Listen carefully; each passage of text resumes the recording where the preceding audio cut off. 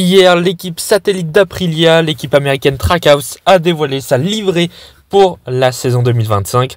On va parler de la livrée et aussi des objectifs de l'équipe et de ses pilotes pour la saison. N'oubliez pas de liker, partager, commenter et surtout vous abonner à la chaîne, c'est très important. Et on est parti.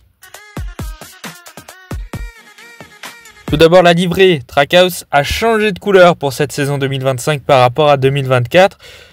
Bon, personnellement, je suis pas très fan des couleurs de la moto, bleu ciel et jaune. Personnellement, c'est pas la livrée que je préfère. Je préférais beaucoup plus celle qu'ils avaient l'année dernière sur la fin de saison, avec ce bleu clair qui était vraiment très sympa. Et je sais d'ailleurs que je suis pas le seul à ne pas avoir forcément aimé la livrée non plus de cette équipe Trackhouse. Bonne nouvelle quand même pour ceux qui n'aiment pas la livrée, c'est qu'elle devrait changer en cours de saison. Il y aura même peut-être plusieurs livrées spéciales durant l'année. Il y aura forcément la livrée Gulf, qui est maintenant le sponsor de l'équipe Trackhouse pour cette saison. Donc on peut imaginer qu'il y aura une livrée spéciale Gulf, plus peut-être d'autres livrées au cours de la saison.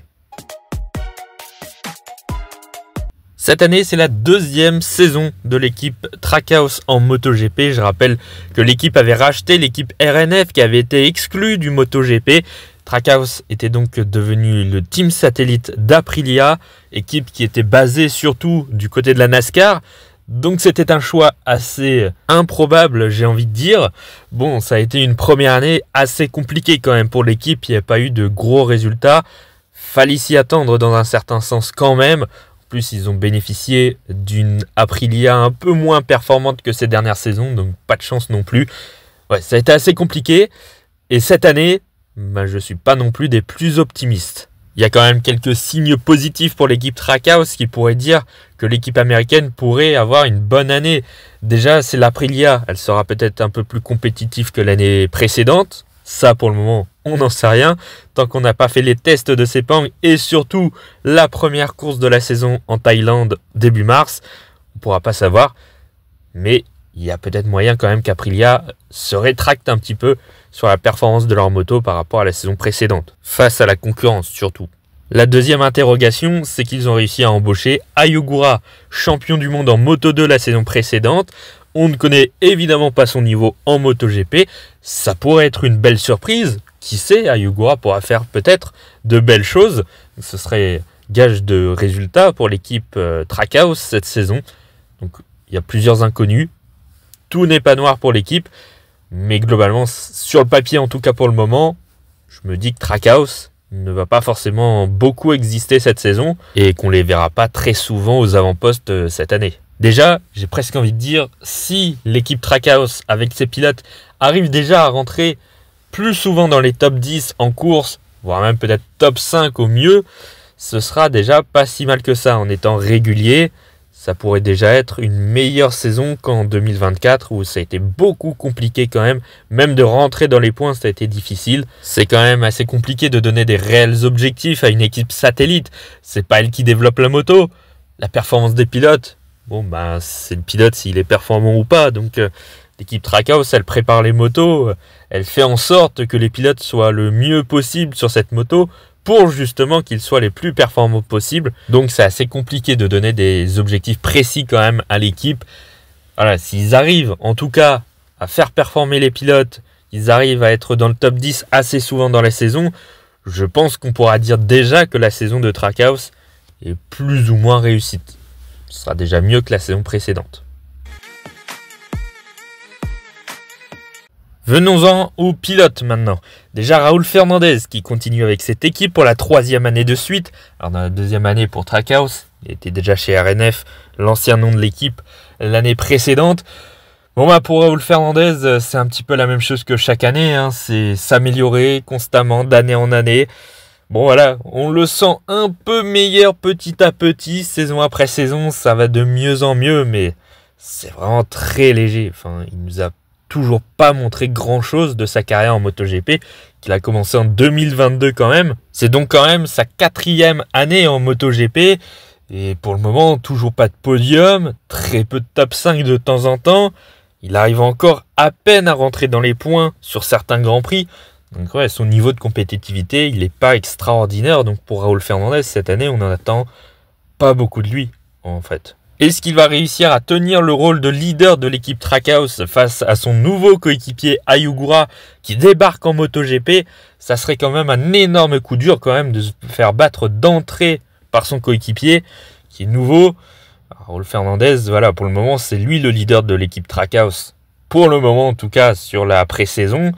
Maintenant à voir dès le début de saison si Fernandez tiendra le coup face au pilote japonais. Et j'ai quelques doutes honnêtement. Après, ce qui sauve Raúl Fernandez, auquel cas il soit battu par Ayogura, c'est que l'Espagnol a déjà un contrat pour 2026 avec l'équipe américaine. Il avait re-signé pour 2 ans, ce que j'ai pas vraiment compris de la part de Trackhouse. Enfin bref, s'il arrive à faire des résultats plutôt corrects, mais s'il se fait battre par Ayogura, normalement, sauf si Trackhouse décide de casser son contrat, il sera toujours en MotoGP en 2026. Bon, maintenant, faut pas faire des résultats catastrophiques non plus parce que Trackhouse pourrait très bien le libérer quand même. Et puis finalement, tout ce qu'on lui demande, c'est d'être plus régulier, de marquer des points à chaque course quasiment, j'ai envie de dire finalement. Là, à ce stade de sa carrière, il est obligé de marquer des points à chaque fois. Il ne peut plus se permettre de terminer des courses aux 16e, 17e, 18e place, comme il les a fait ces 3 dernières saisons. C'est plus possible. Pour sa 4e année en MotoGP, il ne peut plus terminer en dehors des points quand il termine les courses. Donc oui, je pense qu'on peut réellement lui fixer comme objectif déjà de marquer des points à chaque course. Bon, évidemment, il va chuter de temps en temps, c'est quasiment sûr comme quasiment tous les pilotes. Mais quand il termine une course, il faut qu'il soit absolument dans les points. Parce que sinon, ça va être quand même compliqué. Je dirais même qu'il faudrait retrouver Raúl Fernandez plus souvent dans le top 10. Peut-être pas à chaque fois parce qu'il n'a pas forcément le niveau pour, mais ni la moto non plus. Mais Raúl Fernandez, il faudrait quand même qu'il termine beaucoup plus souvent dans le top 10, voire même mieux de temps en temps. Voilà, il y est arrivé de temps en temps à rentrer dans le top 10, mais c'est vraiment léger. C'est quoi? C'est 3-4 fois par saison, donc c'est vraiment très très peu. L'Aprilia, c'est pas la meilleure moto, mais quand même, il a une moto capable de faire des top 10 quand même. Donc ouais, il n'y a pas beaucoup d'attentes finalement autour de Raúl Fernandez. Déjà, s'il se fait pas démarrer par son coéquipier, c'est déjà une victoire pour lui. Donc voilà, être le plus régulier, bon, éviter aussi de tomber, ce serait pas mal aussi. C'est un pilote qui tombe quand même pas mal souvent en course, je trouve. Donc déjà, essayer de terminer les courses, c'est déjà pas mal. Marquer des points beaucoup plus souvent. Et essayer d'être plus haut dans le classement, évidemment, dans le top 10. Voilà, et ne pas se faire battre par son coéquipier.